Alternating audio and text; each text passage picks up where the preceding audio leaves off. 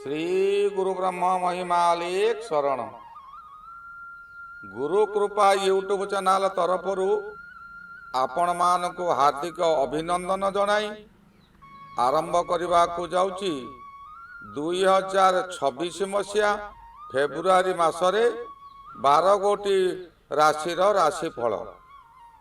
एही राशिफल आरंभ करने पूर्वरु आपण मानकु मोर अनुरोध जो माने प्रथम करी आमर यही चैनल को आसुचंती सेमाने गोटे सब्सक्राइब करंतु और पाखरे आसुथिबा बेल आइकन को दबाई दियंतु।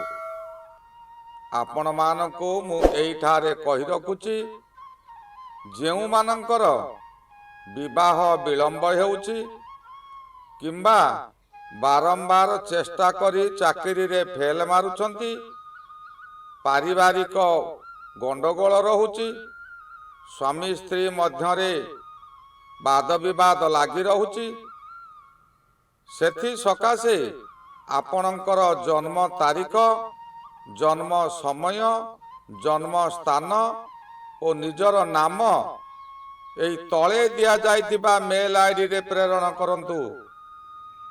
ताहा विचार करी आपणको जणाई दिया जिवो। आसंतु एबे जानिबा 2026 मसीहा फेब्रुआरी मासरे मेष राशिर मासिक राशिफल। मेष राशि राशि चक्रर प्रथम राशि। एही राशि तम गुण अग्नि राशि। अल्प कथारे भयंकर रागी जाइथांती। राशिर अधिपति मंगल सिए मध्य तम गुणी अग्निग्रह। रवि महाग्रहंकर उच्च राशि से मध्य तम गुणी अग्निग्रह। कृत्तिका नक्षत्र रविंकर नक्षत्र। द्विजा नक्षत्र शुक्रंकर। शुक्र हेले दैत्य मानकर गुरु और मंत्रणा दाता। अश्वनी केतु दानव प्रकृति किंतु देवगण।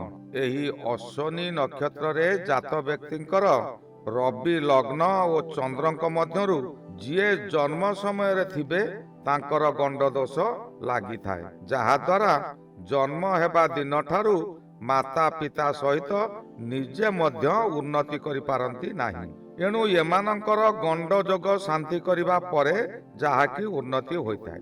मेष राशि हला चर राशि।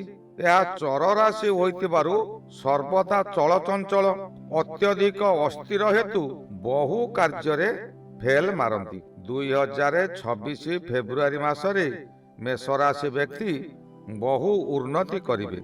मास आरंभरु रवि मंगल शुक्र राहु एकादश रे रही अति शुभ फल देबे। 3 तारीख ठारू बुध एकादश को जिबे, सेबे ठारू आपनक बुद्धि प्रखर होइजिवो। व्यवसाय करुथिबा व्यक्ति माने एही समय रे पूर्व व्यवसाय सहित किछि नूतन व्यवसाय मध्य करिवे। बहु बड़ बड़ लोक माने आपनको सर्वदा साहाय्य करिवे। जेउ कार्य होई पारु नथिला ताहा एबे सफलतार शीर्ष रे पहुंची समस्तंको चकित करी पकाई देबे। पाख व्यवसायी ईर्षा परायण होई मध्य कोनोसी खेती करि पारिबे नाही। एपरि समय आसीबो बाध्य होई आपणक सह सेमाने हाथ मिलाइबे। आपणको बंधुत्वर द्वाही देई अनिष्ट करिबाकू चाहिबे। किंतु मायावी ग्रह राहु एकादश रे रही आपणक मायारे सेमाने धरा पड़ी जिबे। निजको निज लज्जित हेबे। जेपरि राहु ग्रह मायारे देव सभारे लुचि लुचि अमृत पान करिदेले सेहीपरि माया करिदेबे। मंगल हेउची राशि अधिपति, युद्धखोर ग्रह, प्रबल प्रतापी ग्रह। मंगल पुणी सेनापति। सर्वदा से आगो को मारी चले। अन्य को साहस देई निजे कार्य करिबा को प्रेरणा दियंती। किपरि कोनोसी कार्य हेबो, किपरि कले सफल हेबे ताहा सेमानकु शिखाई देबे। सेमाने आगरे रहिबे। आपणक उपरकु कोनोसी विपद आसीबाकू देबे नाही। एपरि समय आसीबो आपण व्यवसायी मानकर नेतृत्व मध्य नहीं पारंती। मासर द्वितीयार्ध ठारू आपणकर राशि ठारू रवि एकादश रे भ्रमण करिवे। एकादश रे रवि भ्रमण समय रे ପୂର୍ବରୁ ଯେଉଁମାନେ ଆପଣଙ୍କୁ ବର୍ବାଦ କରିବା ସକାଶେ ଗାତ ଖୋଳିଥିଲେ ନିଜେ ସେମାନେ ସେହି ଗାତରେ ପଡ଼ିବେ। ସେ ସମୟରେ ଆପଣ ହିଁ ସେମାନଙ୍କର ରକ୍ଷାକର୍ତ୍ତା ସାଜିବେ। ମଙ୍ଗଳ ଗ୍ରହର କାର୍ଯ୍ୟ ଦେଶ ଓ ରାଜ୍ୟ ରକ୍ଷାକର୍ତ୍ତା। ଏଣୁ ମଙ୍ଗଳ କ୍ଷତ୍ରିୟ ଜାତି କାହାରିକୁ ଭୟ କରିବାର ନାହିଁ, କିନ୍ତୁ ମାୟା ବିସ୍ତାର କରି ଶତ୍ରୁ ଦମନ କରିବ। ଏଣୁ ମେଷ ରାଶି ବ୍ୟକ୍ତିଙ୍କୁ ଚିହ୍ନିବା ଭାରି ମୁସ୍କିଲ। ସଙ୍ଗେ ସଙ୍ଗେ ସେମାନେ ମତ ପରିବର୍ତ୍ତନ କରିଦିଅନ୍ତି। ଯେଉଁ ସମୟରେ ମଙ୍ଗଳ ଏକାଦଶରେ ଭ୍ରମଣ କରୁଥାନ୍ତି ସେ ସମୟରେ ବ୍ୟକ୍ତି ବହୁ ସ୍ଥାନରୁ ଅର୍ଥାତ୍ ଯେଉଁ ସ୍ଥାନକୁ ଯିବେ ଯେପରି ବି ହେଉ ଅର୍ଥ ଆସିବ ହିଁ ଆସିବ। ବହୁ ଦିନର ପ୍ରତୀକ୍ଷିତ ବ୍ୟକ୍ତି ସହିତ ଆପଣଙ୍କର ସାକ୍ଷାତ ହେବ, ଆଳାପ ଆଲୋଚନା ହେବ। କୌଣସି ଅଜଣା ସ୍ଥାନକୁ ମଧ୍ୟ ଯାତ୍ରା କରିପାରନ୍ତି। ଆପଣ ଅଜଣା ସ୍ଥାନରୁ ମଧ୍ୟ ଅର୍ଥ ପାଇବେ ଯାହାକି ଭାବି ନଥିବେ। ଆମ ଶରୀର ଯଦି ଠିକ ଅଛି ତେବେ ସବୁ ଠିକ ରହିବ। ମାସର ଆରମ୍ଭରୁ ସ୍ୱାସ୍ଥ୍ୟ ଗ୍ରହ ଶୁକ୍ର ଦଶମରେ ରହି 6 ତାରିଖ ଠାରୁ ଏକାଦଶକୁ ଯିବେ। ଏକାଦଶ ଗୃହଟି ଆୟ ଗୃହ। ଆୟ ଗୃହ ମାନେ ନୁହେଁ ଯେ ଖାଲି ଅର୍ଥ ଆୟ ହେବ, ପ୍ରତ୍ୟେକ ବିଷୟରେ ଆୟ ହେବ। ଶୁକ୍ର ସ୍ୱାସ୍ଥ୍ୟ ଓ ବଳ ଶକ୍ତିର ଗ୍ରହ। ଏଣୁ ଶୁକ୍ର ଆପଣଙ୍କୁ ଶକ୍ତି ଯୋଗାଇବ, ସୁନ୍ଦର ଚେହେରା ମଧ୍ୟ କରାଇବ।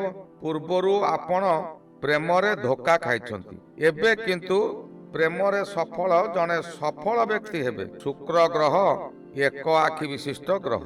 ଏଣୁ ଯାହା ବୁଝିଥିବେ ତାହା ହିଁ ବୁଝିବେ। ଅନ୍ୟ କାହାରି କଥା ସେ ଶୁଣନ୍ତି ନାହିଁ କିମ୍ବା କାହାରି କଥାକୁ ସେ ବୁଝନ୍ତି ନାହିଁ। ଯାହା ନିଜେ ବୁଝିବେ ତାହା ହିଁ କରିବେ। ସମୟ ସମୟେ ଆପଣଙ୍କର ମଥା ବିଚଳିତ ହୋଇଯିବ, ହଠାତ୍ କ୍ରୋଧ ଭାବନା ଆସିବ। ଏହା ବିଶେଷ କରି ଦ୍ୱିଜା ମେଷ ଓ କୃତ୍ତିକା ମେଷ ପକ୍ଷେ ହୋଇପାରେ। ଶୁକ୍ର ଗ୍ରହ ଦୈତ୍ୟମାନଙ୍କର ଗୁରୁ। ଯେତେବେଳେ କ୍ରୋଧାନ୍ୱିତ ହୁଅନ୍ତି ହିତାହିତ ଭୁଲି ଯାଆନ୍ତି, ଅନ୍ୟର କ୍ଷତି କରିବାକୁ ପଶ୍ଚାତପଦ ହୁଅନ୍ତି ନାହିଁ। ଏହା ଦ୍ୱାରା ଅଧିକାଂଶ କାର୍ଯ୍ୟରେ ଆପଣ ବିଫଳତା ପାଇବେ। ଏହି ଫେବୃଆରୀ ମାସଟି କିନ୍ତୁ ଆପଣଙ୍କୁ କେହି ହରାଇ ପାରିବେ ନାହିଁ। ସର୍ବଦା ଜୟଯୁକ୍ତ ହେବା କାରଣରୁ ସ୍ୱାସ୍ଥ୍ୟ ଉତ୍ତମ ରହିବା ସହିତ ପରିବାର ଖୁସିରେ ଦିନ କାଟିବେ। ଶୁକ୍ର ଦ୍ୱିତୀୟାଧିପତି ଓ ଦ୍ୱିତୀୟାଧିପତି ଶୁକ୍ର ଏକାଦଶରେ ଥିବାରୁ ପରିବାରର ପ୍ରିୟଜନ ମାନେ ଖୁସିରେ ରହିବେ। ଏହି ଶୁକ୍ର ପୁଣି ସପ୍ତମାଧିପତି। ସପ୍ତମାଧିପତି ଯେଉଁ ଗ୍ରହ ହୋଇଥାନ୍ତୁ ମେଷ ରାଶିର ସେ ହେଉଛି ଅସ୍ତ ଗ୍ରହ। ଯେହେତୁ ଅସ୍ତ ଗ୍ରହ ଏକାଦଶରେ ଅଛନ୍ତି ଏହି ସମୟରେ ସ୍ତ୍ରୀଙ୍କର ଶରୀର ଅସୁସ୍ଥ ହୋଇପାରେ, କିନ୍ତୁ ଏହି ଗ୍ରହ ଶୁକ୍ର ଗ୍ରହ ହୋଇଥିବାରୁ ଓ ଶୁକ୍ର ଯୌନ ଗ୍ରହ ହୋଇଥିବାରୁ ଯୌନ ସୁଖରେ ବାଧା ଆସିବ ନାହିଁ। ଯେଉଁମାନେ ଚାକିରି କରିଛନ୍ତି ସେ ବ୍ୟକ୍ତିମାନେ ଉତ୍ତମ ସମ୍ମାନ ପାଇବେ, କାରଣ କର୍ମ ଗୃହରେ 4 ଗ୍ରହ ମାସର ପ୍ରଥମାର୍ଦ୍ଧରେ ରହି କିଛି ଦିନ ଅନ୍ତର ମଧ୍ୟରେ ଗୋଟିଏ ପରେ ଗୋଟିଏ କର୍ମ ଗୃହ ଛାଡ଼ି ଆୟ ଗୃହକୁ ଗୋଚରରେ ଯିବେ, ଯାହାଦ୍ୱାରା କର୍ମସ୍ଥାନରେ ଓ ଆୟ ସ୍ଥାନରେ ବୁଧାଦିତ୍ୟ ଯୋଗ ରହି ଶୁକ୍ର ମାଙ୍ଗଲ୍ୟ ଯୋଗ ମଧ୍ୟ ରହୁଛି। ପୁଣି ଦେବଗୁରୁ ବୃହସ୍ପତିଙ୍କର ନବମ ଦୃଷ୍ଟି ରହୁଛି। ତେଣୁ ଯେଉଁମାନେ ବହୁ ଦିନରୁ ଚାକିରି ଛାଡ଼ି ଘରେ ବସିଥିଲେ ସେମାନଙ୍କର ଅଚାନକ କର୍ମସଂସ୍ଥାନ ମିଳିଯିବ। ସେମାନେ ପୁନର୍ବାର ନିଯୁକ୍ତି ପାଇଯିବେ। ବୃହସ୍ପତିଙ୍କର ମଧ୍ୟ ସପ୍ତମ ସ୍ଥାନକୁ ଦୃଷ୍ଟି ଥିବାରୁ ବିଦେଶ ଗ୍ରସ୍ତ କିମ୍ବା ବୈଦେଶିକ ମୁଦ୍ରା ମିଳିବାରେ ଆକଟ କେହି କରିପାରିବେ ନାହିଁ। ଏତେ ସୁବିଧା ଥାଇ ଶନି ଦ୍ୱାଦଶରେ ରହି ସବୁ ଲିପିବଦ୍ଧ କରୁଛନ୍ତି। ଏବେ ତାର ଫଳ ଦେଇ ନ ପାରନ୍ତି, କିନ୍ତୁ ଆଗାମୀ ଦିନରେ ଆପଣ ଦରିଦ୍ର ପଞ୍ଚାକ୍ଷର ମନ୍ତ୍ର ଜପ କରିବାକୁ ପଡ଼ିବ, କାରଣ ଦ୍ୱାଦଶ ଶନି ସର୍ବଦା ଅପେକ୍ଷା କରିଥାଏ। ମନୁଷ୍ୟ କେଉଁ କର୍ମ କରୁଛି ତାହାକୁ ଅପେକ୍ଷା କରେ, ଶେଷରେ ଫଳ ଦିଏ। ତେଣୁ ସର୍ବଦା ଅନ୍ୟାୟର ପାଖ ମାଡ଼ିବା ଦରକାର ନାହିଁ। ଅଧିକାଂଶ ଗ୍ରହ ଶୁଭରେ ଅଛନ୍ତି। ଆପଣ ସବୁ କାର୍ଯ୍ୟ ସହଜରେ ହୋଇଯାଉଛି ବୋଲି ମନରେ କୌଣସି ଗର୍ବ ଭାବନା ଆଣନ୍ତୁ ନାହିଁ। ଥରେ ଯଦି ଆପଣ ମନରେ ଗର୍ବ ଆଣିଲେ ତାହାକୁ ଖଣ୍ଡିତ କରିବାକୁ ବହୁତ ସମୟ ଲାଗିବ। କେତୁ ଗ୍ରହ ମଧ୍ୟ ପଞ୍ଚମରେ ରହି ଆପଣଙ୍କୁ ଅଜ୍ଞାନ ବାଟକୁ ନେଇଯିବ। କୌଣସି ନାରୀ ଆପଣଙ୍କୁ ମିଠା ମିଠା କଥା କହି ନିଜର କରିନେବେ, ଯଦ୍ୱାରା ଆପଣ ନିଜେ ତାହା ନିକଟରେ ବାନ୍ଧି ହୋଇ ରହିଯିବେ। ବାଧ୍ୟ ହୋଇ ଆପଣ ମିଛ କହିବେ। ଯେଉଁ ବ୍ୟକ୍ତି ଥରେ ମିଛ କୁହେ, ସେହି ମିଛକୁ ସତ୍ୟ ପରିପ୍ରକାଶ କରିବାକୁ ବହୁବାର ମିଛ କହିଥାନ୍ତି। ଏଣୁ ମିଛ କହିଲେ ବହୁ ବିପଦ ହିଁ ପଡ଼ିବ, ଯାହାଦ୍ୱାରା ପାଣିରେ ବୁଡ଼ି ଯାଉଥିବା ଲୋକ ଯେପରି ପାଣିର ତଳକୁ ତଳକୁ ଯାଏ, ସେହିପରି ଆପଣଙ୍କର ଅବସ୍ଥା ହେବ। ଶୁକ୍ର ଗ୍ରହ ଯେହେତୁ ଦଶମରେ ଅଛନ୍ତି ଓ ଶୁକ୍ର ମଙ୍ଗଳ ଏକତ୍ରିତ ରହିଛନ୍ତି, ଆପଣଙ୍କର କୌଣସି ଅସୁବିଧା ହୋଇପାରିବ ନାହିଁ। ଆପଣ ପ୍ରତ୍ୟେକ କାର୍ଯ୍ୟରେ ବିଜୟ ଲାଭ କରିବେ। ଚଳିତ ଫେବୃଆରୀ ମାସଟି ମେଷ ରାଶି ସକାଶେ ବହୁ ଶୁଭ ଫଳ ଦେବ। ଏହି ଗଲା 2026 ମସିହା ଫେବୃଆରୀ ମାସରେ ମେଷ ରାଶିର ମାସିକ ରାଶିଫଳ। ଶ୍ରୀ ଗୁରୁ ବ୍ରହ୍ମ ମହିମା ଲେଖ ଶରଣ। ଶ୍ରୀ ଗୁରୁ ବ୍ରହ୍ମ ମହିମା ଲେଖ ଶରଣ। ଶ୍ରୀ ଗୁରୁ ବ୍ରହ୍ମ ମହିମା ଲେଖ ଶରଣ।